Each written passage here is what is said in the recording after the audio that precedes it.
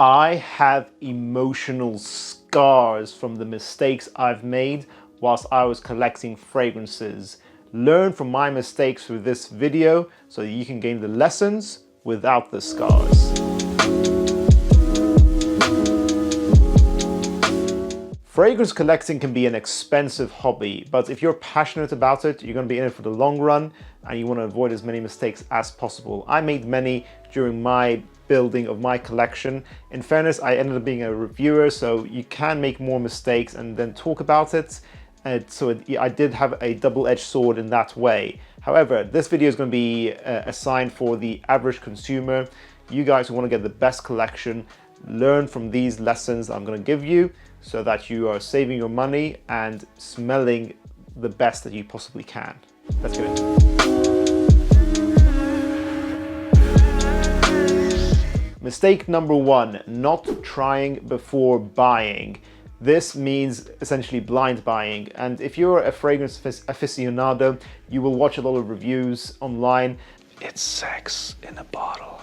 And you might think that sounds like something, this scent sounds like something that's right up my alley. I'm gonna blind buy it. I'm probably gonna love it. And you can be disappointed. So blind buying in general is very risky, and I feel that it is unnecessary. This is gonna match up with a later point in the video, but I don't think you need to rush into buying lots of fragrances. So I think you can take your time and try them out first. Most designer fragrances, you can go to your mainstream designer outlet stores and try them there.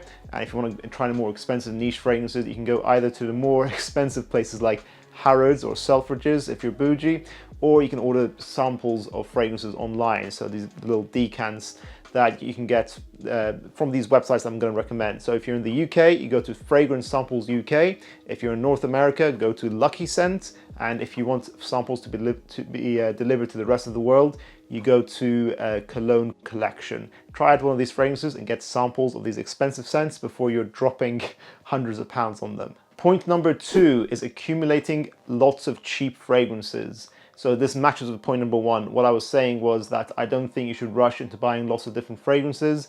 Most of the time, in my experience, once I've tried a 2 milliliter sample, I've appreciated the scent, the artistry behind it, and I've moved on. I think as fragrance enthusiasts, we love to smell lots of different fragrances.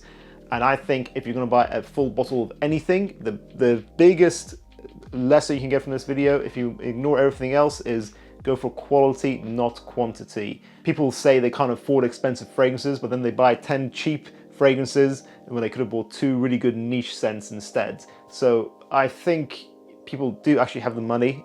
You can save up. Fragrances are a luxury item, so it is something that you will use your disposable income on. So you need to save up, in my opinion, is my recommendation, and go for the higher quality stuff. I think you will end up being grateful for that, because if you buy too many of these fragrances, you find that they end up gathering dust. You realize you don't actually use them that often. So buy a small sample. Literally most fragrances you won't ever want to even use more than 5 mils. And if you really find yourself reacquiring more and more samples, like I did with Tom Ford's Fougère d'Argent, then fine, splash out, get the full bottle. That's when you know you have something for life. Mistake number 3, not varying your collection by function. When I had people sending me their collections for review, I'd actually see a very common mistake would be younger guys who are new to the fragrance game. They say, you know, this smells nice, this smells nice, this also smells nice, and they have 7 fragrances in their collection which are all summertime fragrances, or all 7 fragrances are very sweet, dense fragrances that have nothing for the warmer weather.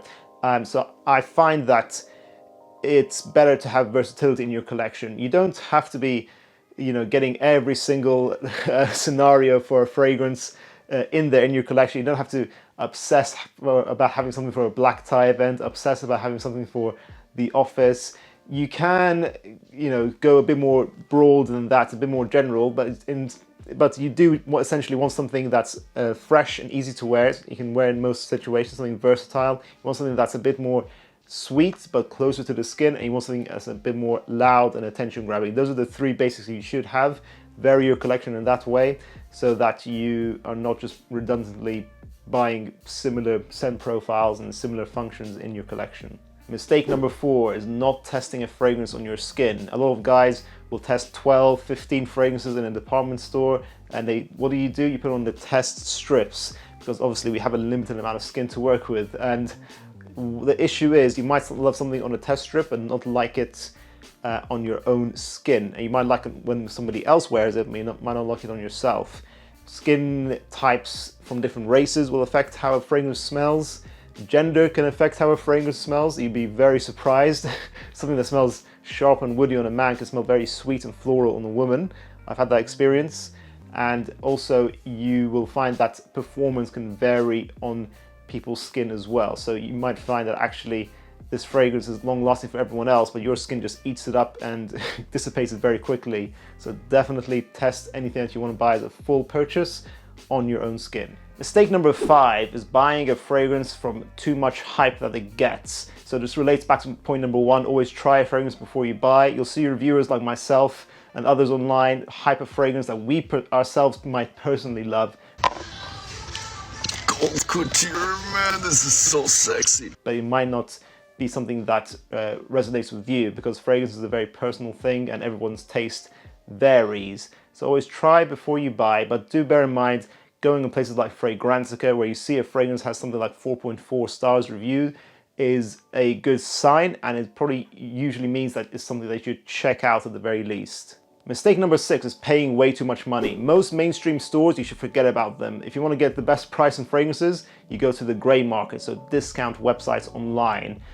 These are usually wholesale sellers who get fragrances cheap from another country and then sell it at a good price in your own local country. So places like Notino for the UK and EU, or Aura fragrances if you're in North America.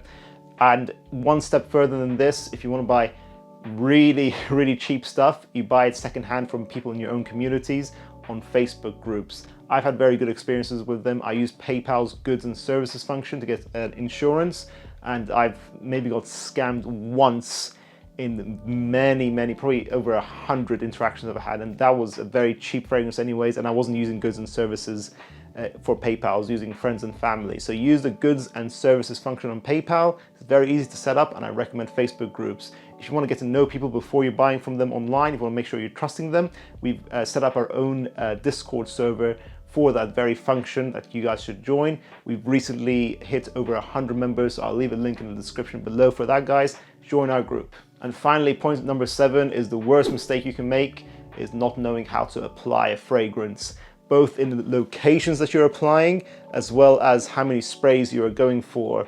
Bang, bang, bang. Bang, bang, bang, bang.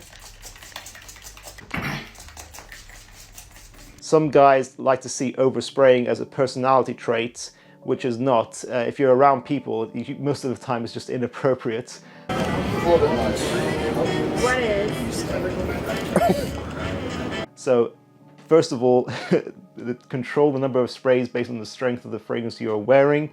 And second of all, guys, first of all, for some reason they get weirded out by applying fragrances on their clothes. You can apply your fragrance on your clothes. Don't worry, you're not going to stain them. Just make sure you're not applying too close to your garment. Also, don't apply to sensitive areas. I see some guys on TikTok especially, they apply onto their armpit. Can I smell your armpit? Sure, man, go for it. Fuck, that was good. These sensitive areas are gonna get irritated by alcohol, and be careful. Basically just apply fragrances on pulse points if you're going on the skin, and apply on your clothing and you'll be safe. Pulse points has blood flow going through it and produces more heat, allowing the fragrance to project more, and so more people can smell you. It shouldn't be too difficult. I'll leave the card up somewhere linking to our video on how to apply fragrance. Check that out if you need some guidance. And those are the 7 cardinal sins of fragrance collecting. I hope you guys have found this video useful and you can learn from my many battle scars from this hobby. If you guys feel like there are other fragrance mistakes that people watching this should know about, let us know in the comments down below. Check out our other videos as well in the meantime, and I'll see you guys in the next one. Bye bye.